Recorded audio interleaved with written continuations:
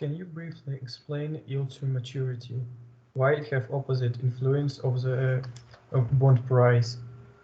Because in Russian, yield to maturity, as I understand, is доходность. But when it's much larger, we obtain smaller present value of the bond. How it works logically? Well, okay, I will try. So we have a par value or face value of the bond and the coupon, right? So we have some coupon rate. For example, the par value is 1,000, and we get 60 rubles dollars every year. So the coupon rate is 6%. But we also have what we call the discount rate. So the real rate of return that we require from some financial instrument with a certain risk. So for example, from this bond, we can require, I don't know, 4% of return. Yes, but actually the bond gives us 6. So the coupon is 6%. And when we have such a situation, we somehow compensate this this difference of 2% with the price. So the price of bond will go higher to compensate this 2%. Yeah, so again, we have a coupon of 6%, right? But we expect this financial instrument with this risk to give us 4% a year, right? So if we buy this financial instrument for the par value, for the face value of the bond, we're going to have 6%. But actually, the markets work in such manner that we compensate this 2% with the price. So the price will go higher. So we are going to not to buy the bond for the par value or face value, but for some higher price. And actually, in the end, we're going to have 4%, but not 6% as coupon rate.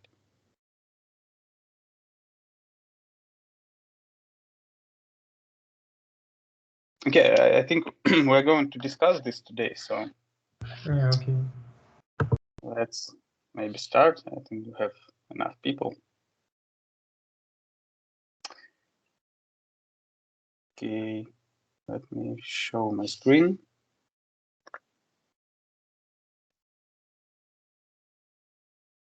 Can you see my screen? Yes. Yeah. Okay, today we have, please remind me, actually with your group, we do not have, have not had any homework, right? So we have managed to do all the tasks from the, okay, nice. Well, so let's start today's seminar. Today we're going to work both in the slides, so we have some questions to discuss, and in the spreadsheets. So I will tell you when to look at the slides and when to look at the spreadsheets. Okay, and let's start with the actually question that we have already discussed. Let's consider a bond with it's a 10-year bond with face value of 1,000 and interest or coupon rate or of $60 a year. So the coupon rate is 6%, right? What are going to happen with the bonds parameters when the market yields increase? Let's discuss. First of all, what happens to the bonds coupon rate? What do you think? I will try to look at the hands raised, but if it's convenient, you can just switch on the microphone. It's probably decrease. The Why? coupon rate. Just as you told, to compensate, like. So you think that it will decrease? Yeah, probably. Any other suggestions? But coupon rate is fixed, no? Yeah. It's percent equivalent. Yeah, so actually the coupon rate is fixed. So it's just what we are going to, like this $60 a year is what we are going to have in any situations, except of default, yes. We are going to have this 60%, $60 a year. So the coupon rate won't change. In most of the cases, the coupon rate won't change, right? Okay, what is going on with the price if the market yields increase? We have discussed it previously. So it will decrease. It will decrease Yeah. in time. Yeah, so again, we are going to somehow compensate, right, the increasing rates on the market. We compensate it with the decreasing price of the bond.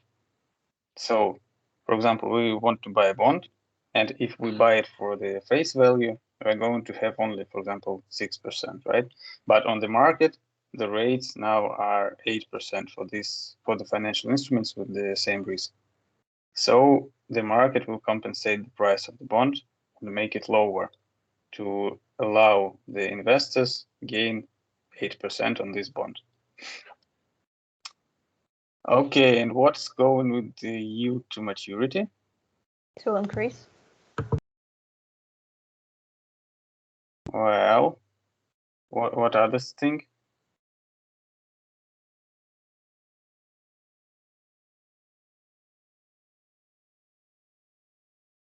So Yeah, it will increase, no? Prices decrease. yeah.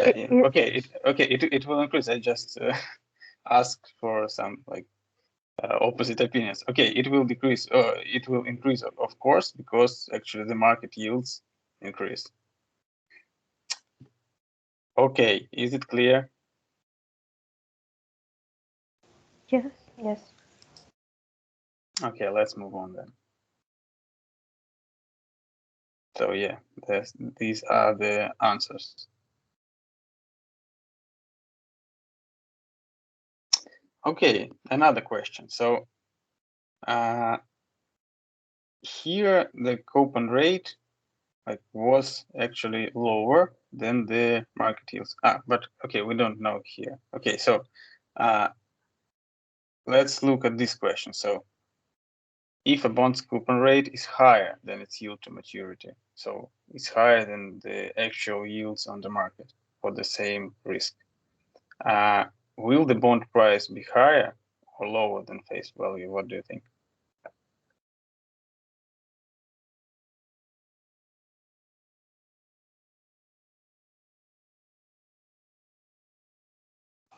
Isn't it the coupon rate is like always higher than the yield to maturity, or not? No. I guess Well, not. Maybe Yeah. it will be higher. Yeah, it will be higher. Well, why? Okay, let me ask Aygul, why should it be always lower or higher than yield to maturity? No, I don't know. I'm asking. Okay. So actually, it can be higher or lower. So actually, yield to maturity always depends on the market rates of return. Yes, and the coupon rate depends on the initial parameters of this bond, this very bond. Yes. Thank you. Okay. So what's your suggestion? Will it be high? Like, will it increase or not? Will it be higher or not? I think it will be higher just because like the coupon rate is pretty high, so the the investors want to buy it, so the interest for this bond is increasing, so the price is increasing too. Yeah. So in other words, we can say that this bond with this coupon rate is like too nice for this market. Yes. So we should somehow compensate this very big coupon rate, so the price will go higher. Okay, is it clear for everybody? If you have some questions, let's discuss it now, because later we're going to calculate, to value the bonds. So if you have some problems with these concepts, let's discuss it now. So if we have a coupon rate which is too good for a market, we just increase the price, and vice versa. If it is very not inappropriate, but not good for market because it's too expensive, in this case, we lower our prices to make it more comfortable for the users. Yeah. Yeah. So a good summary. Yes, you're right. But coupon rate and yield to maturity have direct influence on each other. So if coupon rate is higher, then yield to maturity is also higher because of the risks. And for much return, we have much larger risk. Well, I would say that coupon rate and yield to maturity maybe does not depend on each other. So because when, for example, a government issues a bond, it will issue it with some fixed coupon, right? And the yields to maturity will be like estimated by the market, right? So of course, when, for example, a government issues a bond today, it will look at the market yields, and actually the coupon rate will be somehow connected with them. So like in the short term, for example, if today the government will issue some bonds, probably they will trade on some near to the face value, right? Because the government will issue it based on the yields that are on the market now. But actually, I wouldn't say that they have some like dependence for each other, between each other.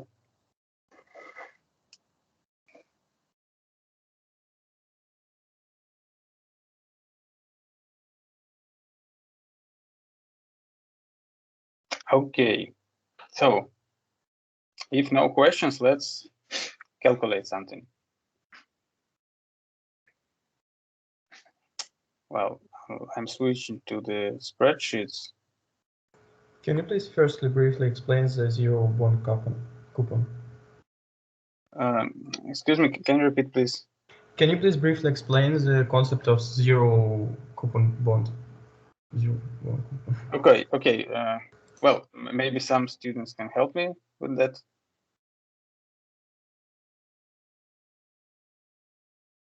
Who is familiar with zero coupon bonds?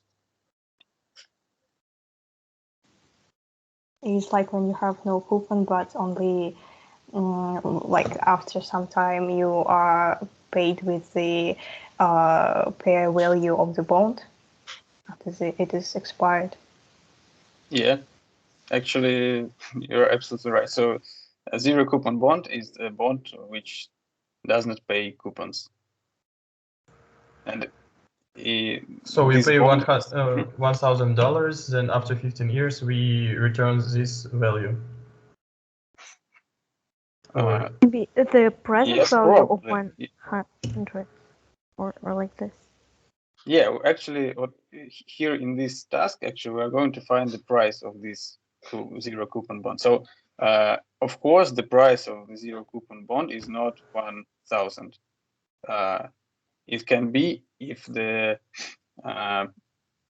interest rate on the market is zero, but it's actually not the case of Russia, for example. So, of course, this bond will trade at with some discount. Yes, so the price of the bond that we can pay for it today will differ from this par value that we're going to be paid in the end of 15 years. So actually, the task is to find the price for this bond, given three different yields to maturity or market interest rates. Well, so any suggestions how to do it? I try to show my solution. Okay. Is it Artur or Konstantin? Yes, Artur. Okay, let's give other students some minutes to solve. Okay.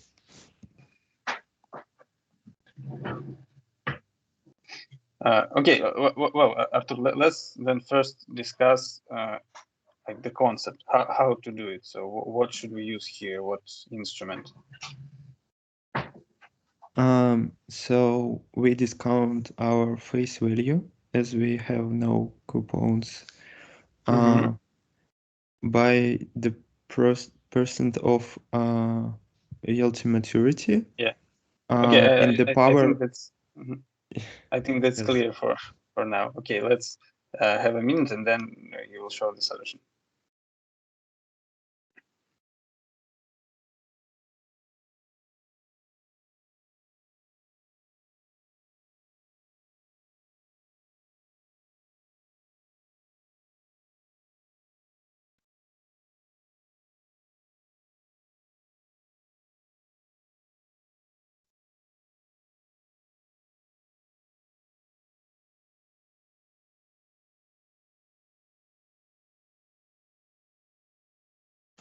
Sorry, am I the only one who have such a problem that I cannot copy the task to my sheet? So it's just not allowed in Google. Well, I don't know. Let's ask other students if you are the one or not. So let me see. Just cannot do it. Oh, thank you. Thank you. You're welcome. So maybe you, again, always check the profile, the Google profile that you're entering with. So okay. Let me show you. So you should use this email, arina.yan. Oh, yes, maybe it's a problem. Thank you. Thank you.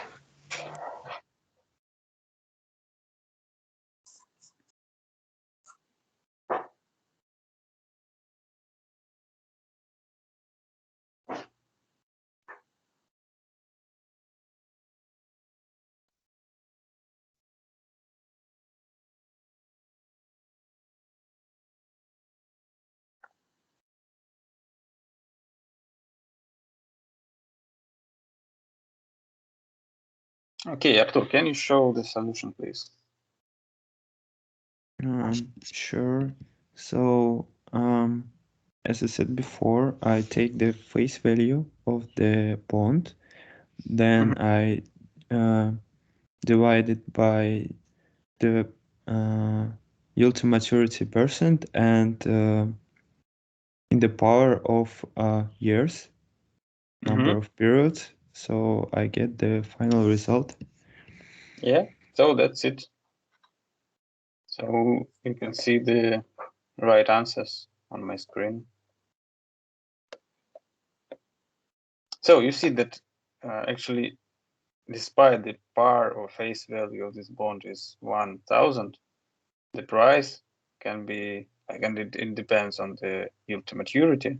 The price can be very different. So if we are going to gain 15% on this bond, we will pay only $123 today for this zero coupon bond that will give us 1,000 in 15 years. Okay, is it clear for everybody?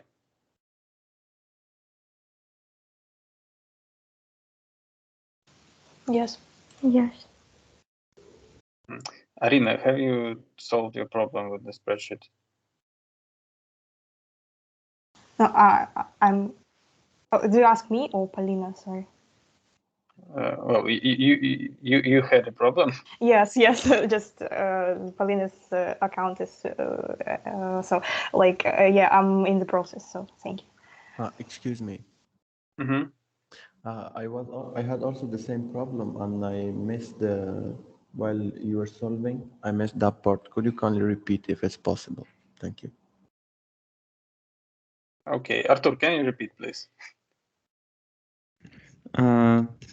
So yeah, we take the face value of the bond, then we divide it by the sum of 1 and the yield to maturity percent in the power of number of periods, which is 15 years in our case. Yeah. So we just discount this face value. So it's actually the future value of our investment. Yes. So we are going to have $1,000. To find the present value, we just discount it at the discount rate, which is our yield to maturity, and like for 15 years, which is the maturity of this bond. So that's it. And that's how we find the price that we are going to pay for this bond today.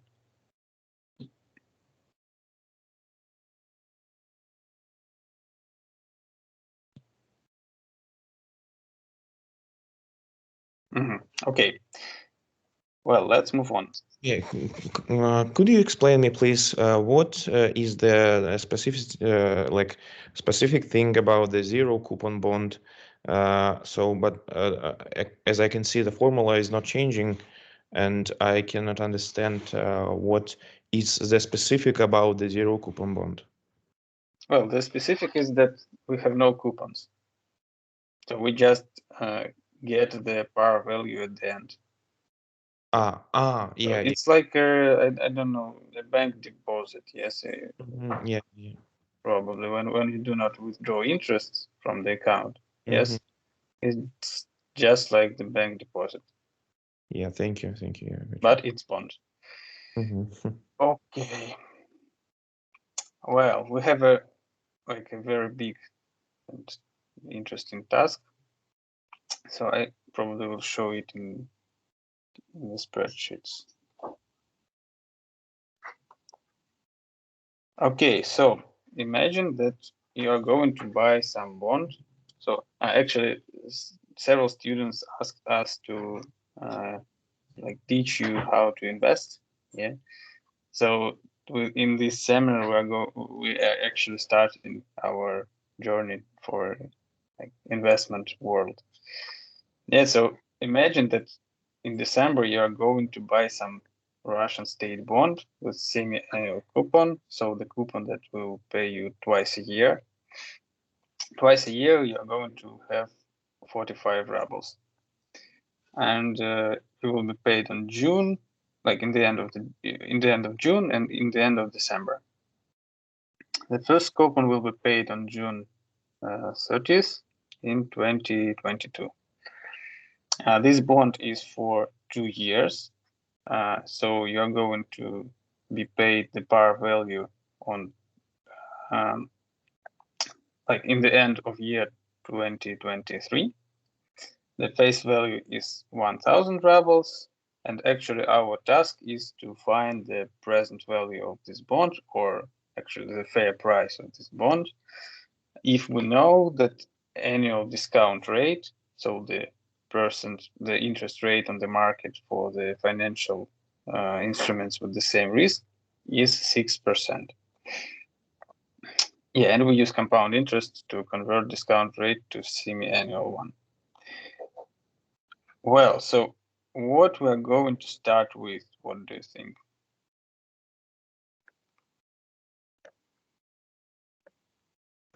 We just need to place our coupon returns in the first 3 cells.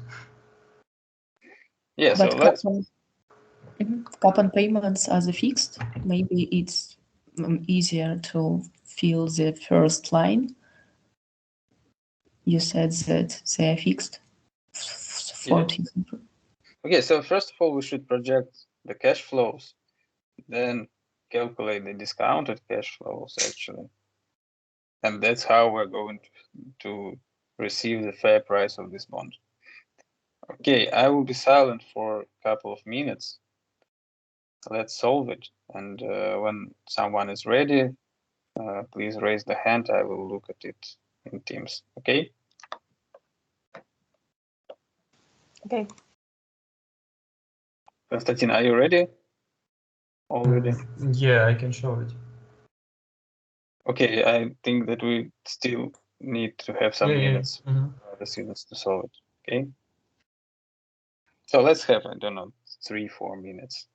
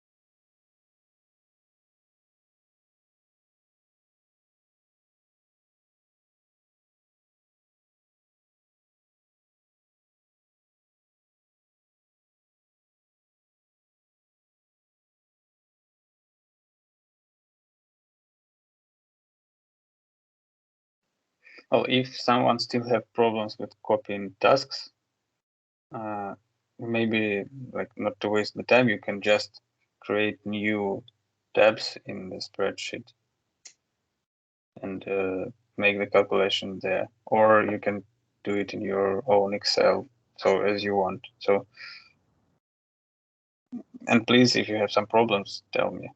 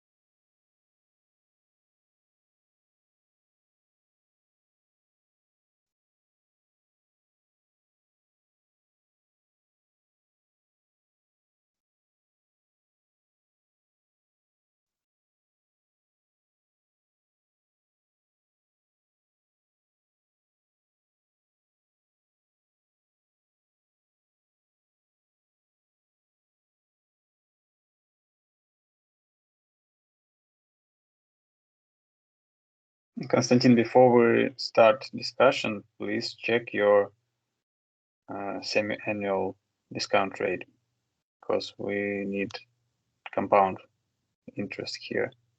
Okay.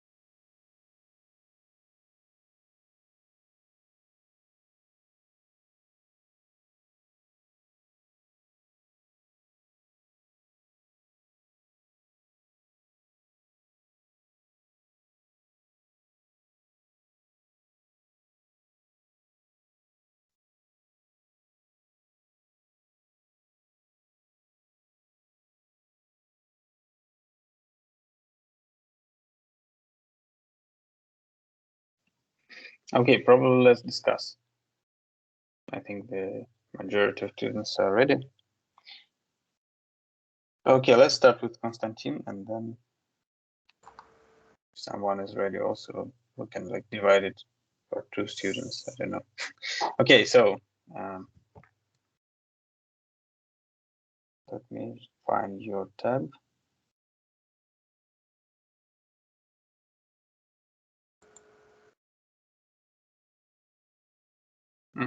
Okay, So I'm first here. rows we just put in the first row we put our coupon returns payments and par value on the second row.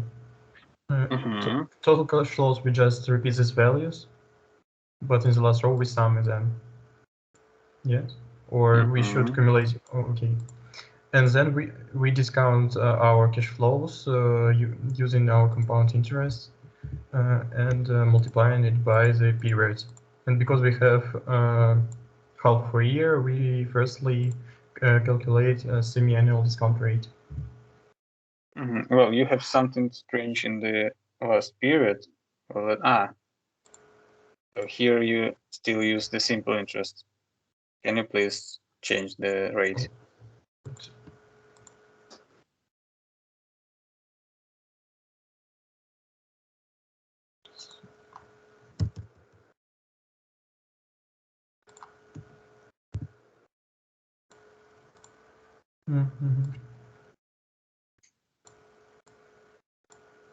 Well, so you should just change it for you have found the semi-annual discount rate, right?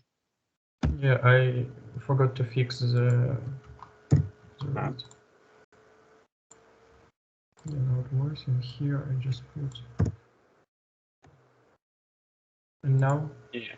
So now you have the right answer. Okay. I forgot to fix the rows. Again, so we just project our cash flows regarding this bond, right? So they are the coupons for 4 periods and the par value in the end. Then we sum them. So in the last period, we're going to have par value and the coupon. And then we discount these cash flows and sum these discounted cash flows and get the present value of a bond or the fair price of this bond on the market.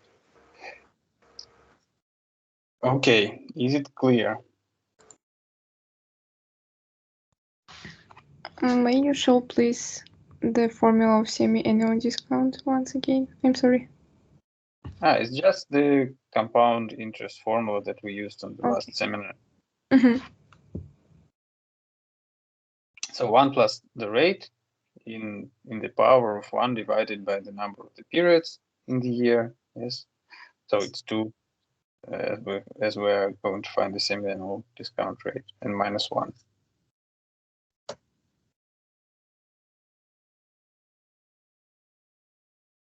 Okay, any other questions? Okay, then I have a question. So we can see that the fair price of this bond is 1,057 rubles. What do you think? Is it a good deal to buy this bond for 1,020 rubles? Yes, of course, because the price is lower. So if we will, at the end of the, when the bond is, in the end of the bond, yes, we will get the face value. So the difference between the price and the face value will be lower. So we will only succeed from it. So you remember net present value from the last seminars. So here we can calculate. So this is the present value of future cash inflows, and 1,020 is our investment here. So we have a positive net present value. So yes, of course, it's a good deal. Because actually, if we see this price at the market, but we calculated that the fair price is this, maybe it means that the bond is underestimated on the market, undervalued on the market. Okay, so let's move on.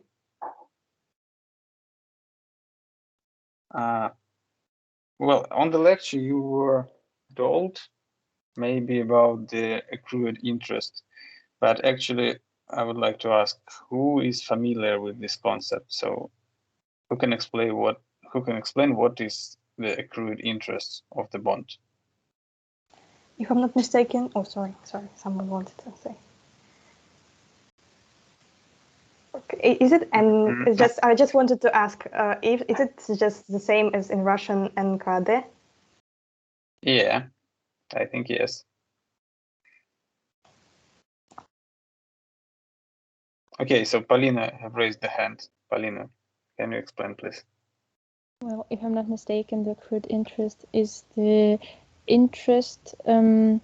For example, if one buys a bond in the middle of some period where some time from the previous payment has already passed, but so some interest has been gained and not paid to the owner, then when buying this bond, you also need to pay this accrued interest. Yes, you are absolutely right. So it's some additional amount of money that we pay to the bond holder when we buy a bond that actually he or she gained during this period. Yes, so it's some part of the coupon. So any ideas how to calculate it?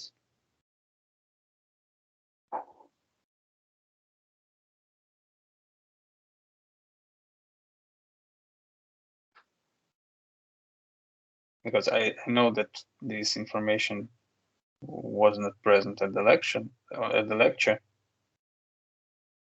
So, but maybe some of you have some ideas.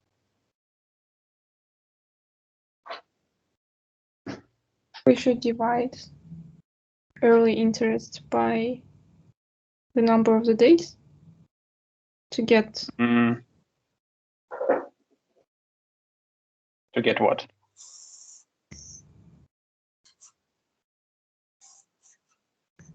In order to count secured interest daily. Yeah. Okay, let's do it together. So what should we start with? What should we divide by the number of days?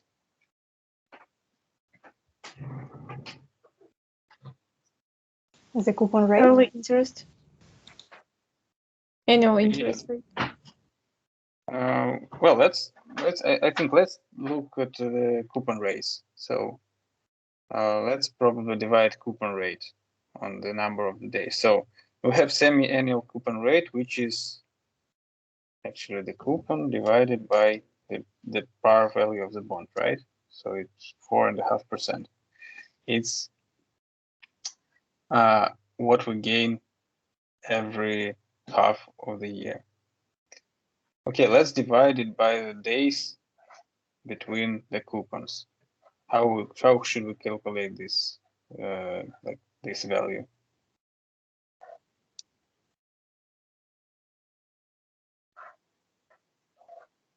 So come on, how to calculate the number of days? Given that we have some date of purchase. No, okay, let's forget about the date of purchase for a while. So how to calculate the number of days between the coupon payments? So we need to subtract this date from the day we bought the bond. So it's 31st of December. Yeah, so okay, well, between the coupon payments, so actually we should subtract this from this or this from this. So we should find the period between our coupon payments, or like in our case, we're going to find the period between the issue of the bond and the first coupon payment. So let's find it. It will be this minus this. It will be 181 day. So every 181 day, we're going to earn 4.5% of 1,000 or 45 rubles. Okay, so we now can find the daily coupon rate, right? Given that we have the number of days and the semi-annual coupon rate. So how Sorry. we find it? Sorry, can I ask a question? Why our Mhm. like the coupon rate is 4.50? If we in our task we had, if I'm not mistaken, 2 with something. It was the discount rate, not the coupon Oh, rate. okay. Okay, let me. So One we need to second. discuss. We need to calculate the same, but with the rate that is given. Like. Yeah, we actually here we do not talk about the real rates of return on the market. We are talking about only the coupon rate of this bond.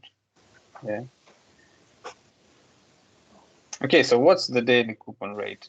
If we have the semi-annual coupon rate, number of days in the half of the year, so between coupons, how we should calculate it?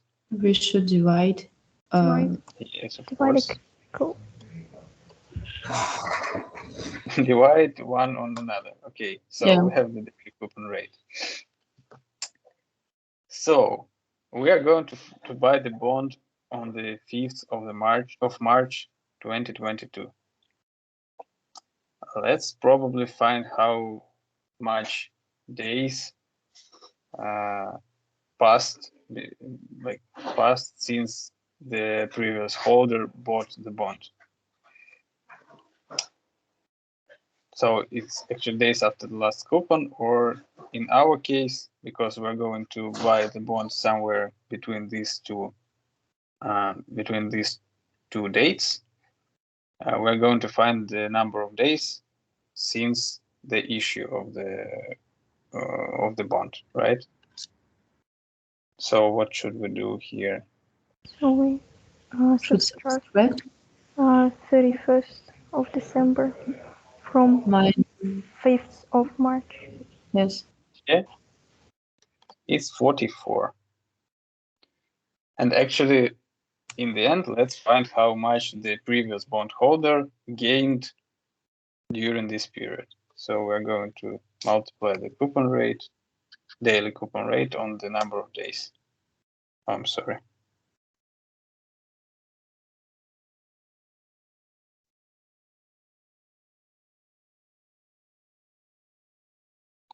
On the coupon. Okay, daily coupon rate on the number of days, and of course on the par value.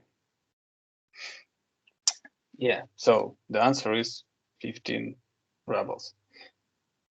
So actually, when you're going to invest on the bond market, you should understand that the price that you see in your trading system is not the final amount of money that you're going to pay for the bond. So you're going to pay, if you buy the bond on this date, you're going to pay, for example, 1,020 rubles plus these 15 rubles that actually this amount of money is not your money, because you haven't hold this bond for the period between the issue and your purchase. So this money is the money of the previous bondholder. So you should pay these 16 rubles for him. Okay. So Well, it's always it's always better to buy the bond when it just issued, right? To not pay this accrued interest. Well, actually, it doesn't matter, because you still will get 45 rubles at this date, right? So if you buy it here, you're going to pay this amount of money and gain 45 rubles. If you buy it somewhere in the middle, you're going to pay a little bit more, but actually the period that you will hold the bond will be less. So in daily rates, you're going to earn the same amount. So you're going to earn 0.02% a day. Right? Okay, thank you. Okay, and I have a more simple way to solve it. So we can for example, it's like it's actually the formula from Moscow Stock Exchange, how they calculate it. So we just calculate the days after last coupon, or in our case, from the issue of the bond. We calculate the days between coupons, and then we divide days after last coupon or issue by the days between coupon, and multiply it on the coupon in rubles, and we are going to have the same result.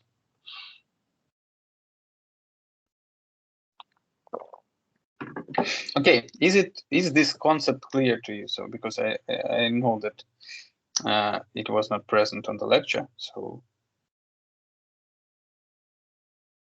are you okay with accrued interest? I just have the same question about the coupon rate. Does this always should be the not discounted rate? Well, the coupon rate and the discount rate, they're two different rates. So the discount rate is actually what is like given us by the market. So the other financial instruments with the same risk are going to pay us this discount rate. But this bond was issued at this coupon rate, of 4.5 a year, 4.5% in the half a year. And actually, that's why the price of the bond is actually higher, because we compensate. We have our coupon rate is too nice for the market, because on the market we have this rate. That's why we compensate to the price of the bond. So we pay for the bond, we pay more than its par value, because we are not going to have like 4.5% as a yield to maturity, but we are going to have 3% as a yield to maturity. Yield to maturity, yeah. Okay, got it. Thank you. Different things. Okay, let's move on. Let's return to the slides for a while, and let's discuss such a question. So, well, let's consider some bond, some number of bonds.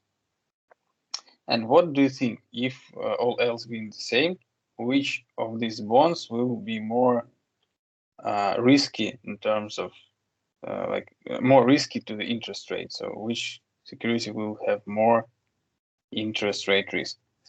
So let's compare long-term bond and the short-term bond. So for example, 1 year bond or 1 month bond and 10 years bond.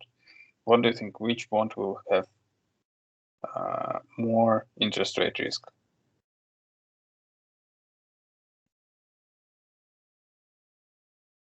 Okay, Paulina.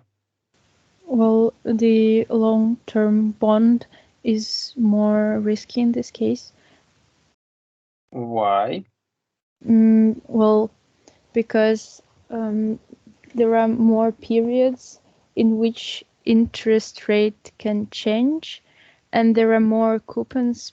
Well, that the value of money changes with time, and if the time period is long, then we have more risk of lower or higher interest rate changes in this period. Yeah, actually you're right. Yes, but when we're talking about interest rate risk, we mostly actually think about the effect of interest rate changes on the price of the bond. Yes. So actually, for the long-term bond, this this risk, the risk of changing the price after some interest rate changes is higher. So, for example, a 1% change in interest rate on the market will lead to higher change in the price for the long-term bond than for a short-term bond. Okay, so the prices of long-term bonds are more interest rate like dependent. Okay, and what about this part? Let's compare a low coupon and high coupon bond.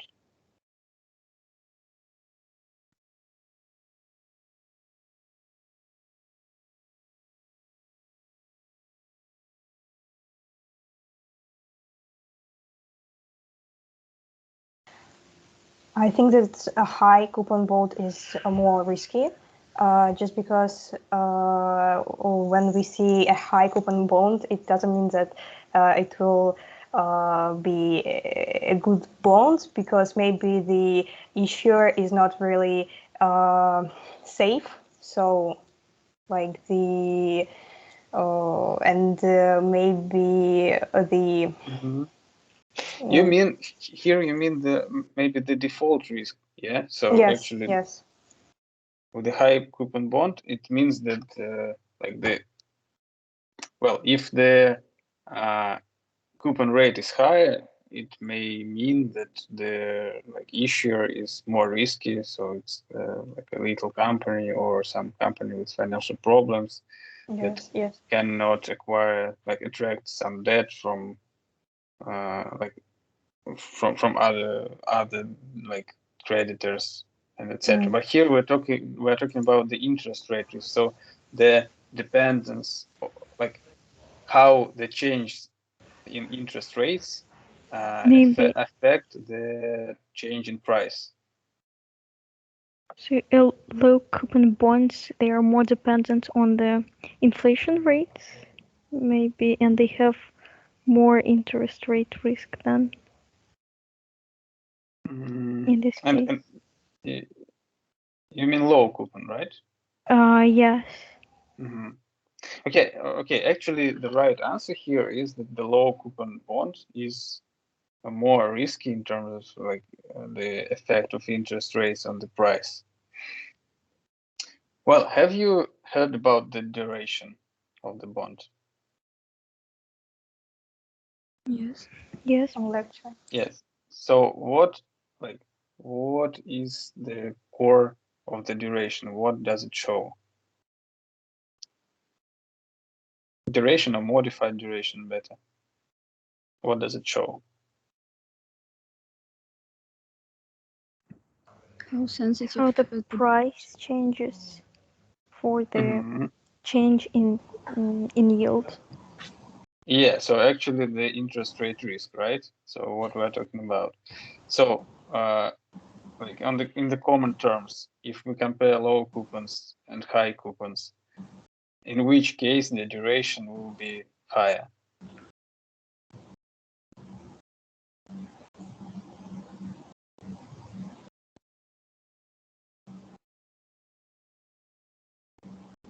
So actually the duration is the average time for every cash flow of the bond, right? So if we have low coupons, this average time will be higher because more money, a bigger fraction of the money is going to be paid in the end, with the par value. And when we have high coupons, in this case, compared with the previous, less fraction of money is going to be paid in the end. So the duration will be lower.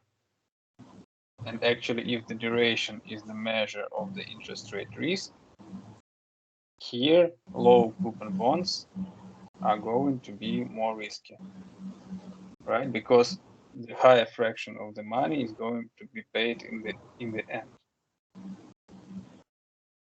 Okay, is it clear?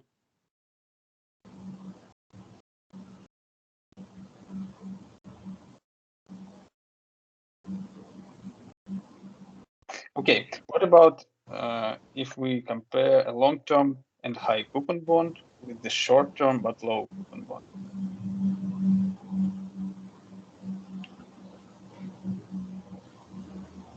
What do you think?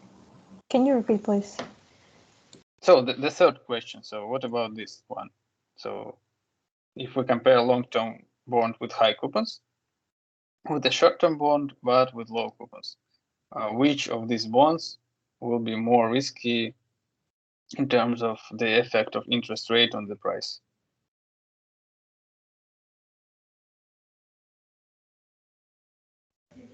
Maybe short term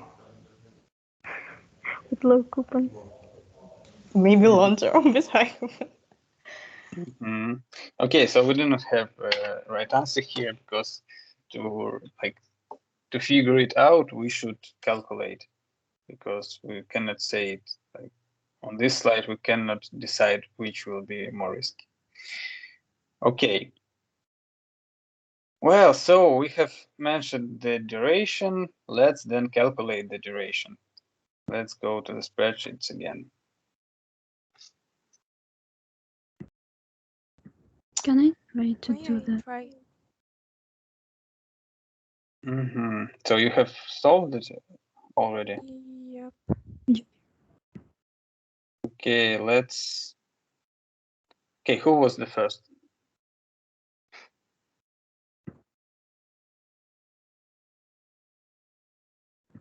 We don't know, maybe we were at the same time. Okay, so well, let's give other students some minutes to solve it. And then, okay, let's discuss, I don't know, with Paulina, or maybe with someone who haven't answered today, yeah? I Because haven't Paulina has answered. And also I haven't. We just two Paulinas. Ah, okay. Okay, let's talk with Paulina Zinchenko then.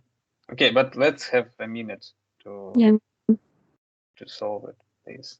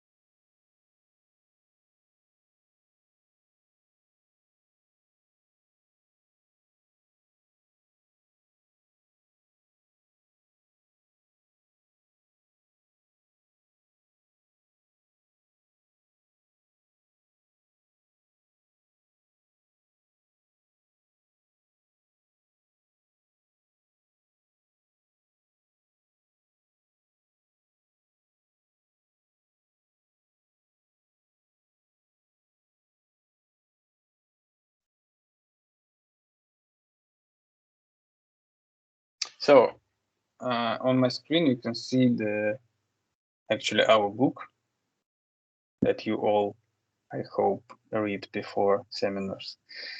So here we have a comparison of two bonds with with different coupons, and here we can see that for a low coupon bond, the change in yield results in a higher change in price than for a high coupon bond.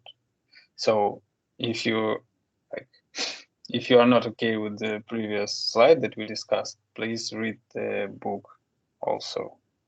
So it is explained very clearly here.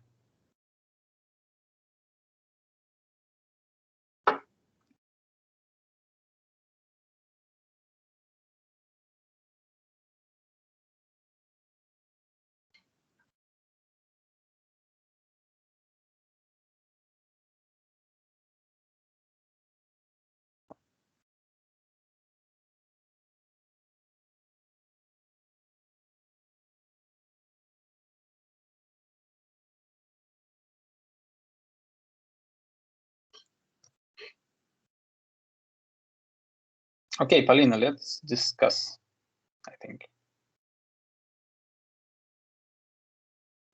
Yeah.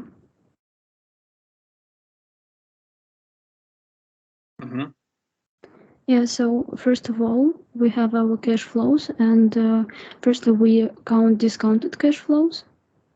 Yes, and the formula is we just divide our our cash flow divided by 1 plus our discount rate in the power of the period, the year.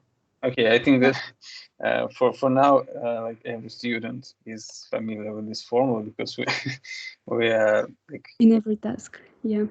yes, Use it. in every So task. yeah, then our PV is the sum of all our cash flows discounted. And in order to find fraction of total PV, I just divided our discounted cash flow by our PV. Yeah, I didn't multiply it by years yet because I did it in our duration formula. So then we need to sum all our fraction of total PV, but we need to multiply them by the number of period. So here we can see that I multiplied it and then sum up. Yeah. So actually, we can make it with a formula in Excel. In Russian, it's some price. Oh. Like this. Okay, thank you. And our modified duration, yes. The next cell is with this formula. The next one, yeah, to the right. Yes, here we need to divide our duration by 1 plus our discount rate. And we have that answer.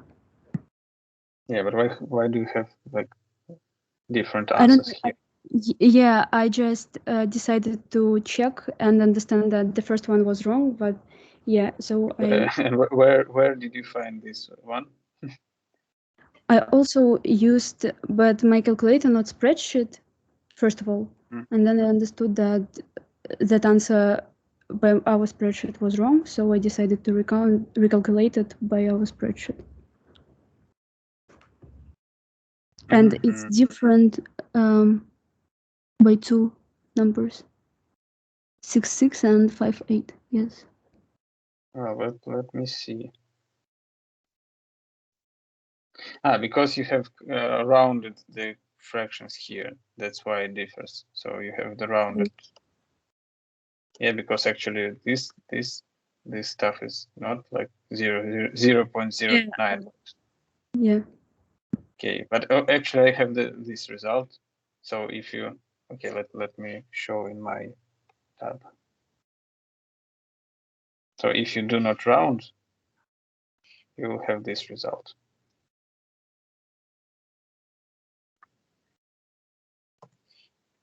Yeah, so. Okay, so Paulina, can you tell us what is actually shown by modified duration? How can we use it? As I understood, actually it measures the change, percentage change. Yes. When in our bond price, first of all, and it shows the change in if our yield changes for 1%, and then we can. So yes, as far as I understand that, it's. Yeah, so it's the change, the percent change, like. Okay, if our yield to maturity or interest rate change by 1%, our price is going to change by 2.5%. Yeah. Okay, is it clear for everybody? I guess yes. So with the increase of rate, our price will vary of about 2%, yes? 2.5%. Yeah.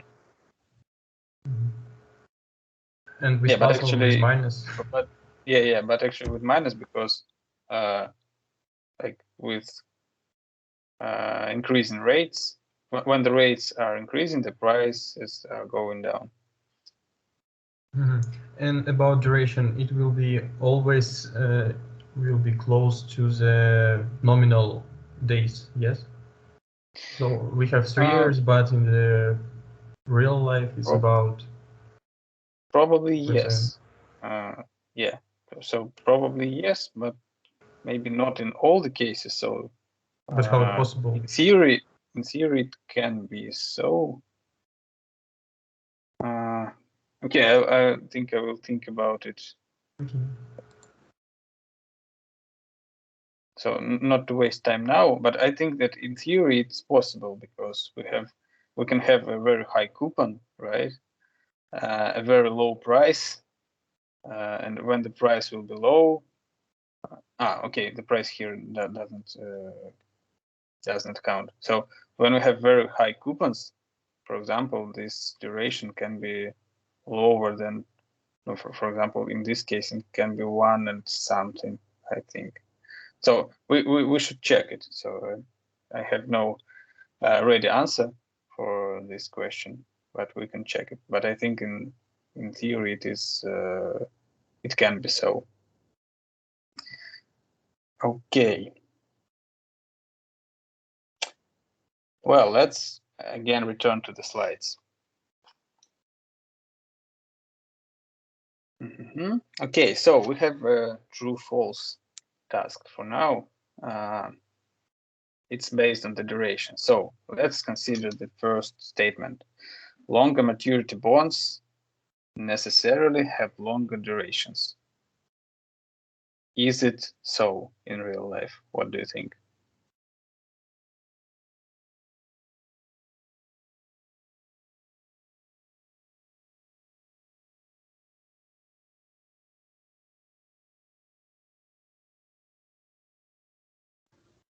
Necessarily sounds very critique, like it isn't so.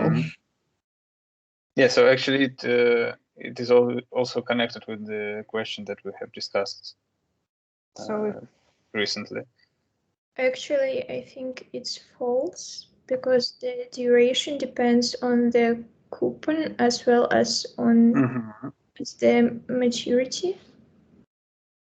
Yeah, so in principle, like in theory, the longer maturity bond can have a shorter duration than a shorter maturity bond. Yeah, so it's false. Okay. The longer a bond's duration is, the lower is its volatility. Is it true? It is also false. Why? Because volatility is proportional to the duration. So the longer a bond's duration, the higher its volatility. So actually duration is the measure of volatility. Okay, let's consider the third one. Other things equal, the lower the bond coupon is, the higher is its volatility. It's true. So you think it's true? Why? Because the lower coupon rate means longer duration and therefore higher volatility. Yeah, so the bigger fraction of the cash flows is going to happen in the end, yeah, with the lower coupons. So the bond is more, the price of the bond will be more affected by the change in interest rates. Okay, and what about the last? If interest rates rise, bond durations rise also. I think it's false. Why? Because higher interest rate reduces the present value of principal payments.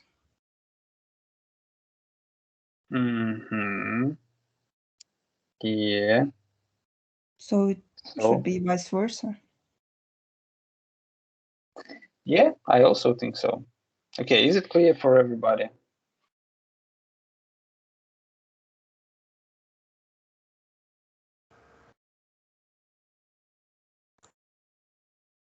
Not at all. I think yes. And also given like the fourth one,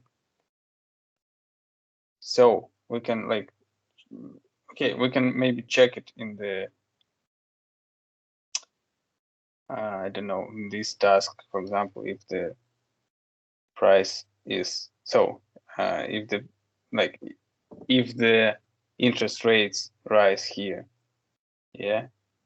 Okay, we have no calculations here. Okay, let me show it on my tab. It's my tab, okay. Okay, we have the calculations. So you can see that when the rates on the market changes, for example, to 20%, yes.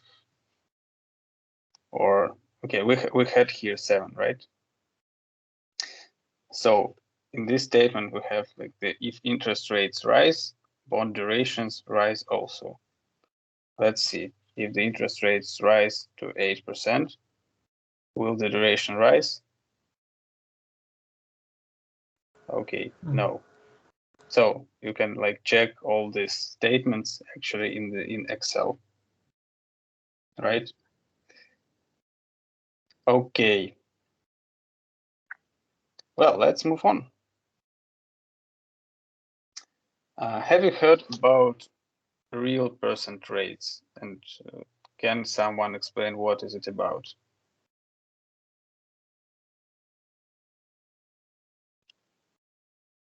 The interest rate adjusted for inflation. Yeah, you're absolutely right. So let's look at the example. Actually, I can try to solve it. Okay, let's give a minute for other students and then we will talk with Diana. So if investors require 10% real rate of return and the inflation rate is 8%, what will be the approximate nominal rate and the precise nominal rate? So we have two options to calculate it. And okay, let's do it. So let's have a minute to solve it.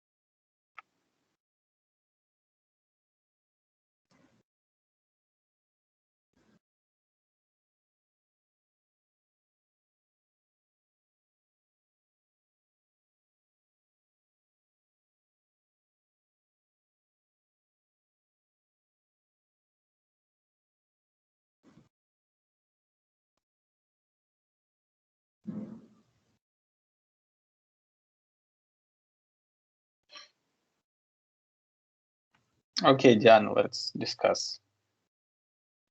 Okay, I hope I One did second. it correctly, but the values are approximately the same, so maybe it is correct. Okay, when we're speaking Let's start about with the approximation. Yeah. Okay, approximation nominal rate. It is just a summation. It is just a sum of real rate and inflation because nominal rate is no, it should be higher. And speaking about the precise nominal rate, we have a formula that real rate is 1 plus nominal divided by the 1 plus inflation rate. And this ratio, we should subtract 1. And if we modify this formula, we should sum real rate plus 1 and inflation rate plus 1, multiply them, and after it we should subtract 1. Yeah. So here we we're working with common sense.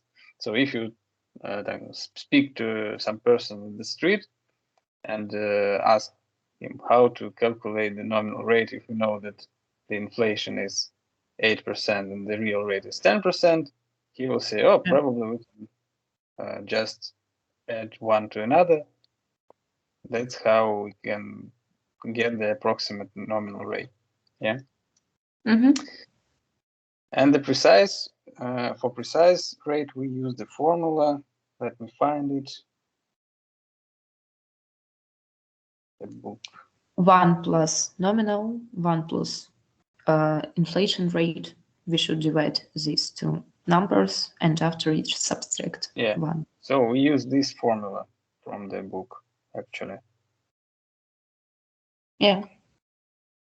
Yeah, so it's maybe it's not actually connected only with bonds, but it is a very, very useful formula that we can use in financial models when we're projecting some cash flows and etc. And that's why I always said you that let's not talk about inflation, because inflation is always added to some rate. So if we are talking about nominal rates of return, actually they are capturing the inflation. So the inflation is in them, like in the core. Okay. Well, so we have one exercise more. Let me show it in the spreadsheets. So we have estimated the spot rate. So again, on the lecture, you have been told about the spot rates and how to actually estimate the value of the bond based on the spot rates for different time periods. So this is what we are going to start with when we are valuing some bond. So sometimes we do not have the yield to maturity, yes, but we have some spot rates for different time periods. Yes, so for example, we have no bond to compare with, but we know the spot rates for 1 year investment, for 2-year investment, and etc. So in this case, we're going to discount our future cash flows of the bond at these spot rates. Okay, so the spot rates for 1 year investment, for 2-year investment, and etc. are the following. So we have them here. Actually, our goal is to find the discount factors actually for every year and the prices of 3 bonds, which pay like some coupons. So we have projected cash flows here. We do not have much time. Let's do it for the first bond, and other 2 will be for home solving. Okay. I can try to show. Okay, Daria, as we have no time, let's then show. Let's look at your tab.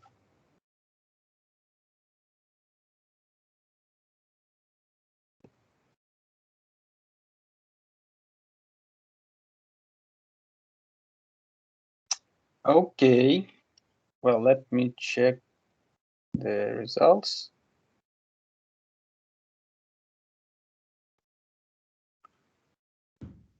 Well, actually, I have another answer. So, okay, let's look. So you can show. Let's look and find out what's going wrong.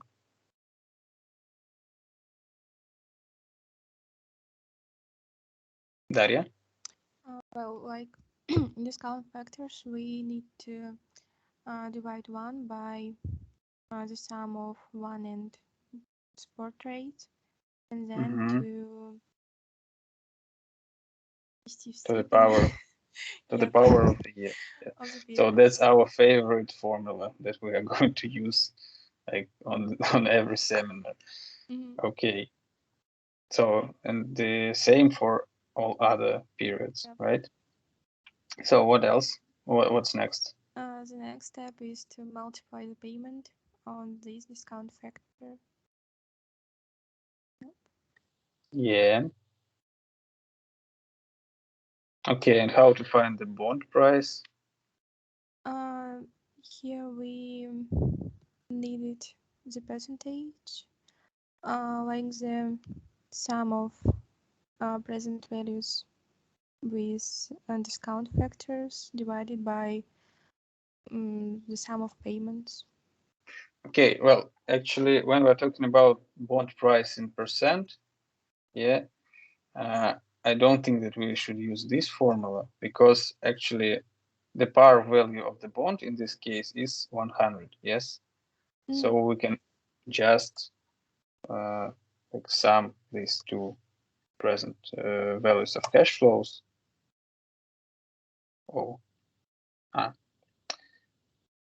Second. So we can sum this value of cash flows. So this is the present value of our bond, so the price of our bond. And actually, if the par value is 100, we're going to say that the bond is traded at 99.28% of the par value, right? If it was, for example, 1,000, then we should divide this price at the par value. Yeah, so here we can divide it by 100 to have the percentage, right?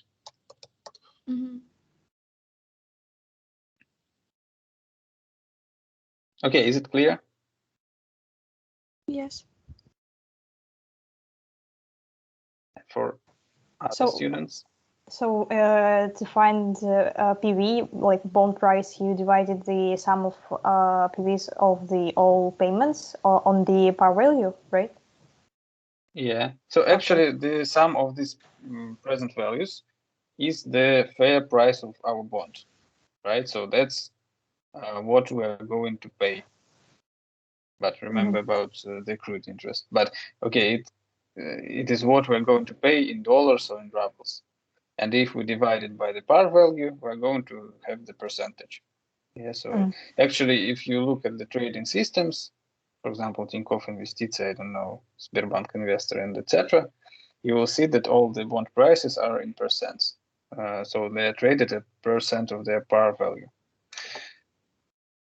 Okay, thank you. Okay, so let's not waste time and okay, let's look at other two bonds in the beginning of the next seminar. Okay. Well, so that's it for today. I hope that it was clear for you. So if you have some questions, let's discuss, because we have a long перемена now. So if some questions appeared, let's discuss them.